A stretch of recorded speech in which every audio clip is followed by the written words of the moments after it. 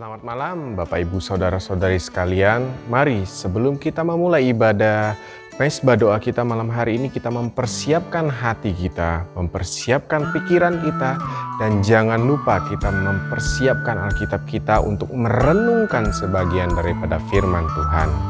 Kiranya Tuhan Yesus memberkati ibadah kita. Mari Bapak Ibu Saudara-saudari sekalian, sebelum kita memulai, kita berdoa terlebih dahulu. Kiranya Tuhan memimpin ibadah mesbah doa kita pada malam hari ini. Mari kita berdoa. Bapa di surga, kami datang kepadamu malam hari ini untuk mengikuti serangkaian ibadah mesbah doa. Tuhan, pimpin setiap kami, pimpin anak-anak-Mu yang mengikuti kebaktian mesbah doa pada malam hari ini. Kiranya Tuhan juga memimpin ketika penyampaian firman-Mu kepada setiap anak-anak-Mu ya Tuhan. Sehingga apa yang akan kami renungkan, apa yang akan kami pelajari, dapat kami mengerti di dalam kehidupan kami sehari-hari. Tuhan, inilah doa kami. Pimpin ibadah kami Tuhan, mulai dari awal, pertengahan hingga akhir, hanya di dalam nama-Mu. Demi nama Tuhan Yesus Kristus, Juru Selamat yang hidup. Amin.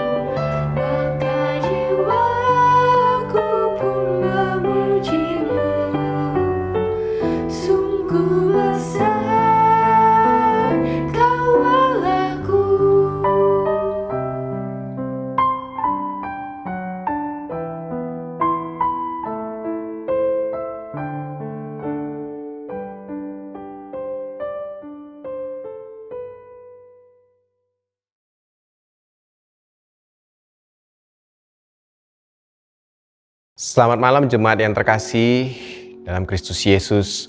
Mari sebelum kita merenungkan kebenaran firman Tuhan, kita berdoa mohon pimpinan daripada Tuhan dalam perenungan kita. Bapa di surga, kami datang kepadamu untuk merenungkan kebenaran firman-Mu. Pakai hamba-Mu ya Tuhan dalam menyampaikan kebenaran firman-Mu. Biarlah apa yang ingin Kau katakan melalui firman-Mu dapat kami mengerti melalui setiap pelajaran firman-Mu yang kami pelajari. Tuhan, ini doa kami, pakai hamba-Mu yang terbatas ini dalam menyampaikan kebenaran firman-Mu. Demi nama Yesus Kristus, Selamat yang hidup. Amin. Mari Bapak Ibu Saudara sekalian, jemaat yang terkasih, kita membuka kitab Yakobus pasal yang pertama ayat yang ke-9 sampai yang ke-12.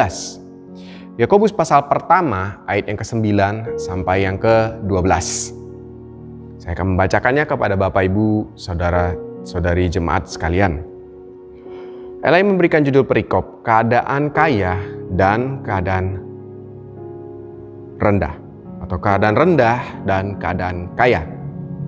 Baiklah saudara yang berada dalam keadaan yang rendah bermegah karena kedudukan yang tinggi, dan orang kaya karena kedudukannya yang rendah, sebab ia akan lenyap seperti bunga rumput, karena matahari terbit dengan panasnya yang terik akan dan melayukan rumput itu, sehingga gugurlah bunganya dan hilanglah semaraknya. Demikian jugalah halnya dengan orang kaya, di tengah-tengah segala usahanya ia akan lenyap. Kemudian ayat 12, berbahagialah orang yang bertahan dalam pencobaan, sebab apabila ia sudah tahan uji, ia akan menerima mahkota kehidupan yang dijanjikan Allah kepada barang siapa yang mengasihi Dia. Salam damai sejahtera Bapak Ibu jemaat sekalian, GKI Jatinegara dan Bajem Bintara. Sungguh satu momen yang luar biasa dan indah pada malam hari ini kita dapat bertemu kembali meskipun kita hanya melalui media online. Tapi saya yakin Bapak Ibu Saudara sekalian dapat merasakan kehadiran Tuhan di dalam ibadah kita malam hari ini. Bagian yang tadi sudah kita baca, khususnya Yakobus pasal 1 ayat 9 sampai yang ke-12 merupakan bagian dari seri yang ketiga yang pernah saya sampaikan melalui firman Tuhan kepada jemaat-jemaat sekalian. Ada banyak hal yang menarik dari kisah Yakobus untuk dibahas. Hal ini dikarenakan apa? Sangat relevan dengan kehidupan kita sehari-hari. Atau dalam bahasa sederhananya lebih kepada praktika kita dalam kehidupan sehari-hari. Oke, jikalau pernyataan dari Martin Luther mengatakan bahwa kitab Yakobus adalah buku jerami yang tidak bernilai Injil karena hanya membicarakan tentang kelakuan, tetapi kalau kita menelisik, kita melihat indahnya kebenaran firman Tuhan, maka kita pasti akan mengatakan bahwa pasti ada sesuatu yang penting ingin disampaikan. Dan sudah pasti di dalamnya terkandung Injil daripada firman Kristus. Oke, jemaat sekalian, surat Yakobus yang akan kita renungkan malam hari ini membicarakan tentang keadaan orang yang kaya dan orang yang rendah. Hal ini dipakai di dalam Mazmur dengan Amsal. Kenapa saya bilang dipakai juga dengan Amsal? Karena satu bentuk paralelisme membandingkan antara orang yang kaya dengan orang yang miskin. Kemudian apalagi? Dibandingkan sifat yang tinggi dengan sifat yang rendah. Itu yang dibandingkan. Nah, tetapi kita mencari persamaannya di mana? Persamaannya diletak bangganya. Orang yang kaya bangga, orang yang miskin bangga. Tapi tunggu dulu, kita akan melihat dalam hal apa dulu nih berbangga. Mari kita melihat sedikit demi sedikit daripada Yakobus. Ya jemaat sekalian, Yakobus menuliskan surat ini kepada orang-orang Kristen yang tersebar di seluruh bangsa. Hari ini dikarenakan Yakobus sangat mengerti apa yang diinginkan daripada orang-orang demikian. Dan Yakobus pun sangat tahu bahwa banyak orang yang ditindas, khususnya kaum-kaum lemah, khususnya kaum-kaum yang di bawah, khususnya juga orang-orang Kristen yang ditindas. Dan ada pula orang yang hidupnya di dalam kemiskinan yang parah dengan pendapatan yang sangat minim. Hal ini yang dapat kita lihat di dalam surat Yakobus yang akan kita bahas ini. Bagaimana juga dengan kondisi perekonomian mereka juga demikian terjadi pada saat itu. Hal ini sama bukan dengan kita zaman sekarang?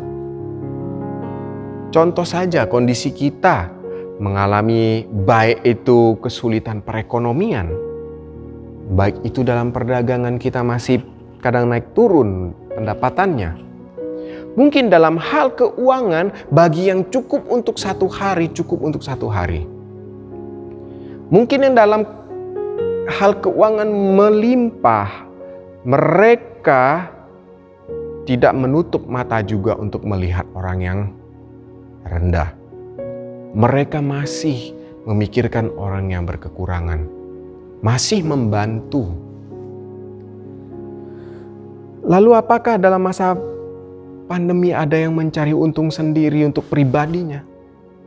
Mari kita melihat sekeliling kita, tetap masih ada. Tidak usah jauh kita melihat, di dalam berita pun tertangkap tangan.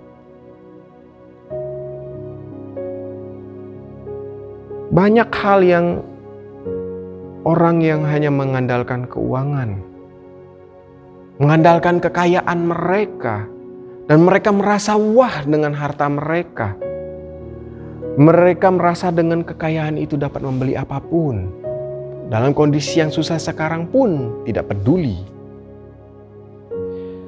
Jemaat yang terkasih, Yakobus sangat tahu bahwa orang-orang dalam kondisi yang terpuruk pada saat itu sangat membutuhkan kata-kata penyemangat. Saya yakin tidak hanya pada masa itu saja, tetapi masa seperti kita sekarang juga pun sangat membutuhkan kata-kata penyemangat. Untuk itu, jikalau ada yang daripada kita merasa dalam keadaan rendah, selalu berbangga dengan posisinya yang tinggi khususnya. Bukan malah dalam keadaan terpuruk, malah berkeinginan untuk bunuh diri. Atau bahkan yang lebih parah melakukan pembunuhan. Seperti ada dalam berita beberapa waktu lalu bagi yang melihat Instagram.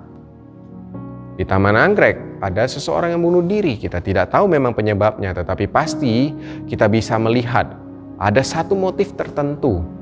Entah itu perekonomiannya, entah itu bermasalah dengan orang sekitar, entah itu dalam kondisi apapun.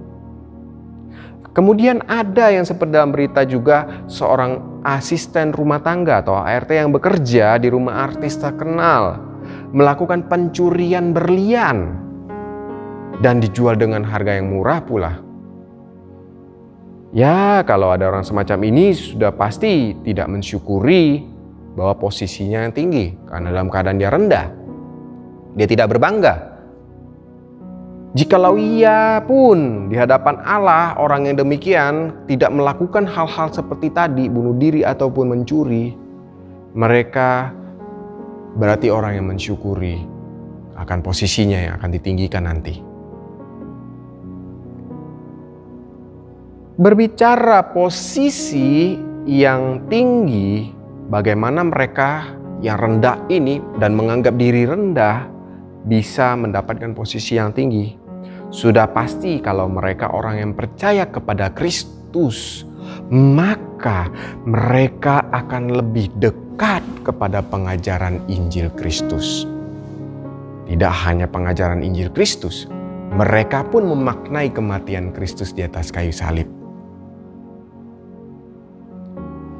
Dan orang-orang seperti demikian pun mereka mencontohi teladan dan kehidupan Kristus Yesus. Bagaimana caranya itu? Ya, mereka dengan cara mengasihi Tuhan dan mengasihi sesama. Mereka lebih mengumpulkan hal-hal yang spiritual. Lantas bagaimana dengan orang yang dalam keadaan yang kaya? Yakobus sebenarnya mendesak kepada mereka, orang yang dalam kelimpahan materi, untuk tetap bangga di dalam posisinya yang kaya. Kenapa? Bagaimana bisa? Yaitu dengan merendahkan diri mereka. Tadi kita ngomong tentang orang miskin yang bagaimana mereka memperoleh posisinya yang tinggi. Mereka lebih dekat kepada Allah, lebih intim kepada Allah, sampai mematuhi dan mengikuti teladan Kristus. Orang kaya, mereka disarankan dan diperingati oleh Yakobus untuk tetap bangga, tetapi dalam kondisi mereka yang rendah, alias merendahkan diri. Untuk itu, baik mereka dalam kondisi keadaan yang kaya maupun yang rendah harus tetap bangga dengan posisi mereka yang rendah. Ada begitu banyak perdebatan di antara para penafsir sebenarnya tentang orang kaya dalam surat ini, surat Yakobus khususnya. Karena tidak terdapat kata-kata peringatan kepada orang kaya dalam hal materi atau kekayaan yang mereka miliki. Tetapi kepada individu yang disebut kaya karena melakukan penindasan kepada mereka yang rendah. Orang yang kaya yang menolak Tuhan dan buta secara spiritual mereka. Dan mereka tidak melihat keadaan rendah mereka. Orang kaya ini seperti yang saya contohkan di atas tadi, yang sudah dipaparkan itu. Mereka bangga dengan kekayaan materinya, tetapi tidak melihat orang yang di bawah sana. Mereka bangga dengan materinya, mereka tidak peduli dengan orang yang di bawah. Mereka lebih mementingkan dengan hawa nafsu mereka sendiri untuk memenuhi kebutuhan mereka. Yakobus mengatakan kepada orang yang seperti demikian, seperti bunga rumput. Nah, bunga rumput, saya yakin jemaat sekalian pasti sudah terlebih dahulu tahu bunga rumput itu seperti apa. Yang sedikit deskripsinya mungkin, di saat pagi bunga itu tumbuh mekar, sangat indah dan sangat bagus. Tapi ketika matahari sudah terik datang ke atasnya, bunga itu layu dan hilang, bahkan hancur. Yakobus menggambarkan seperti demikian. Orang yang mengandalkan kekayaan, yang memiliki hanya untuk nafsunya sendiri, mereka digambarkan seperti bunga rumput. Bahwa apa kekayaan mereka itu tidak ada apa-apanya. Ketika datang hari penghakiman Kristus, kekayaan itu tidak ada gunanya lagi. Seperti demikian digambarkan oleh Yakobus. Kemudian mari kita melihat selanjutnya, step selanjutnya khususnya di bagian ayat yang ke-12 dari surat Yakobus ini. Sepertinya satu peralihan yang mungkin tidak nyambung. Akan tetapi kalau kita melihat lebih dalam, kita kupas sedikit demi sedikit, hal ini sangat erat sekali hubungannya. Baik itu orang dalam keadaan kaya, serba kekurangan, yang rendah, dan orang yang tinggi, ataupun begitu sebaliknya. Apakah tidak ada percobaan? Apakah tidak ada pencobaan dalam pertanyaan kita? Sudah pasti mereka mengalami pencobaan di dalam diri mereka. Contohnya tadi, orang yang kekurangan ditindas oleh orang kaya. Atau orang kaya yang dicobai oleh nafsu dan ketamakan mereka sendiri yang merongrong kehidupan mereka. Untuk melakukan hal itu kepada yang berkekurangan. Atau dengan mengkorupsi uang yang seharusnya menjadi milik orang lain. Yang menjadi milik hak orang lain. Kalau kita telisik, ayat 12 ini merupakan suatu pengulangan di ayat yang kedua. Khususnya pasal 1 ayat yang kedua. Mari kita perhatikan poin-poinnya khususnya di 12 ini. Ada kata berbahagialah. Berbahagialah orang yang. Nah, ketika dibacakan ini, jemaat pasti sudah langsung koneknya ke Injil Kristus. Khususnya khotbah Yesus di atas bukit. Tepat sekali, Yakobus mengulang ucapan bahagia daripada Yesus Kristus di atas khotbah di atas bukitnya. Kata yang digunakan di dalam bahasa Yunani menggunakan kata makarios yang berarti diberkati. Hal ini merujuk kepada orang-orang yang menemukan kebahagiaan yang penuh di dalam Tuhan. Baik itu mungkin dia orang miskin, lemah lembut, lapar, dianiaya, mereka tetap bahagia. Di dalam perspektif duniawi, hanya orang kaya yang merasa aman. Hanya orang kaya yang merasa bahagia. Hanya orang kaya yang merasa yang orang lain itu tidak ada apa-apanya, bahkan hanya di bawah. Namun berbeda dengan Alkitab, dengan jelas mengatakan bahwa orang yang bertekun, bertahan di bawah pencobaan, diberkati. Untuk itu ayat yang ini muncul kata uji juga dan janji. Lantas apa yang menjadi hubungannya? Mari kita melihat lebih jauh lagi. Jemaat yang terkasih, kata uji menunjukkan kepada kita bahwa Tuhan menguji iman manusia untuk mengetahui apakah itu benar-benar asli dan benar. Kita dapat melihat kasus Ayub. Iman itu tidak hanya dicoba dan benar,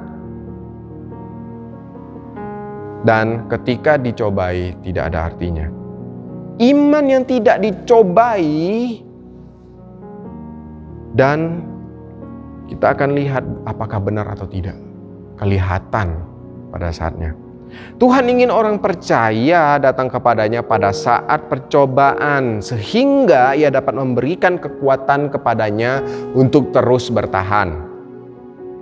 Baik itu mengatasi, dan sebagaimana Petrus dalam 1 Petrus ayat pasal 2 ayat 20 mengatakan akan tetap bertekun, bertahan dan mengatasi persoalan-persoalan yang terjadi, pencobaan-pencobaan yang terjadi.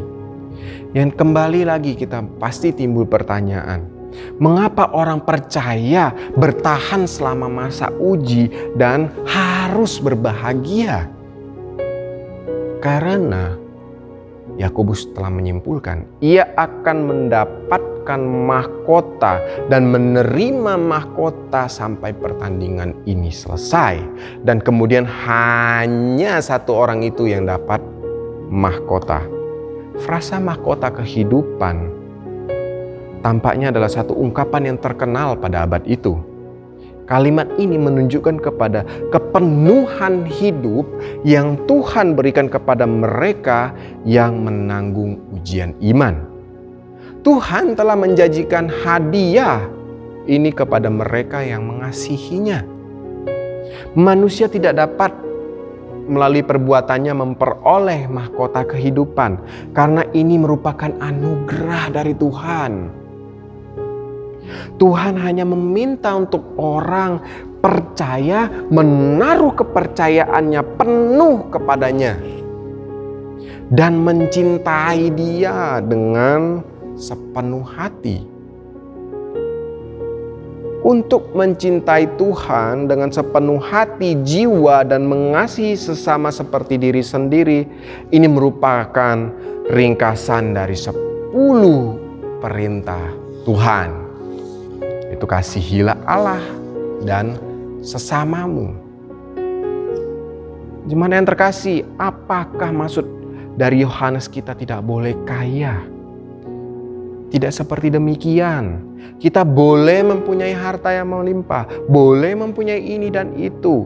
Tapi yang menjadi fokus utamanya adalah jangan menjadikan harta itu Tuhan dalam hidupmu. Jangan menjadikan harta itu untuk menindas orang dengan kepentingan pribadi atau dapat dikatakan dengan nafsu dalam diri.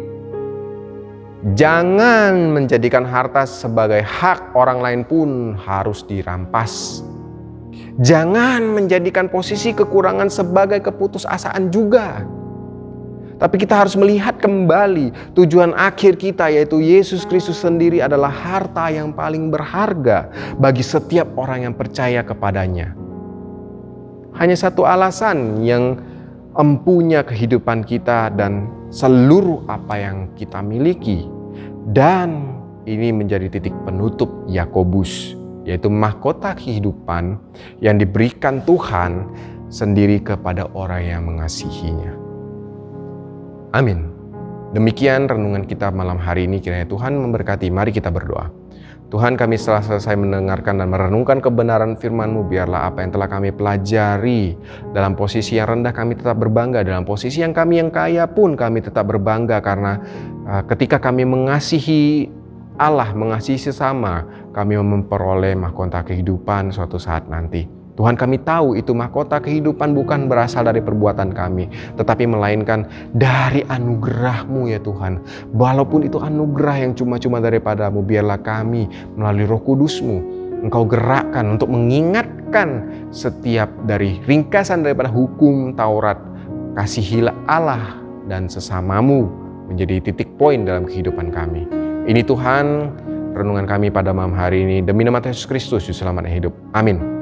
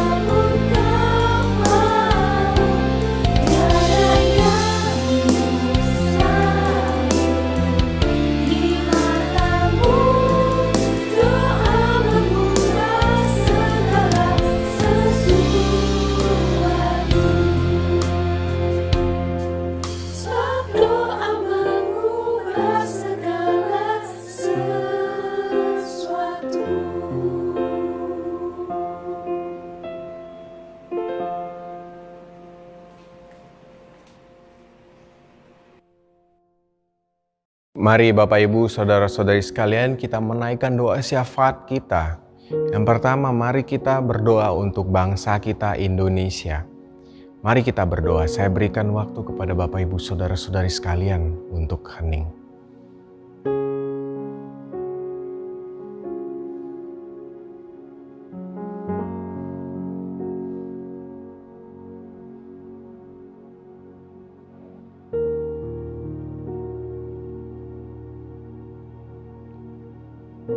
Yang kedua, mari kita berdoa untuk segenap jemaat GKI Jatinegara, simpatisan, dan pengerja serta karyawan yang ada di Jatinegara. Kiranya Tuhan Yesus senantiasa memberkati, menyertai. Saya persilakan kepada Bapak, Ibu, Saudara-saudari sekalian, jemaat yang terkasih untuk berdoa.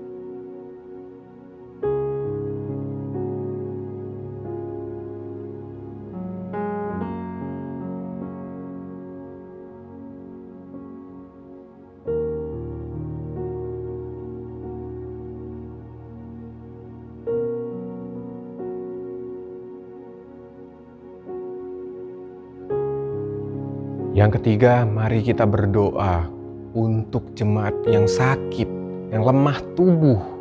Kiranya Tuhan menguatkan mereka, kiranya Tuhan juga menjaga mereka. Tuhanlah yang memberikan penghiburan kepada mereka. Tuhan juga mengobati mereka yang sakit di rumah sakit atau dimanapun. Mari saya persilakan kepada Bapak, Ibu, Saudara sekalian untuk berdoa.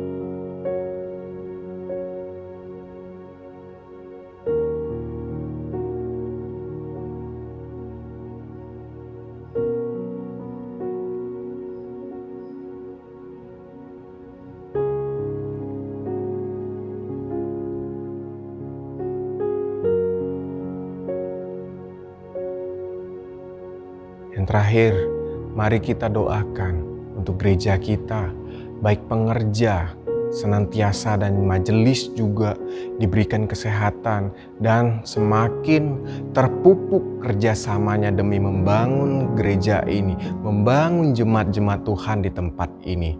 Saya persilakan Bapak, Ibu, Saudara sekalian untuk berdoa. Kemudian kita akan tutup dengan doa Bapa kami.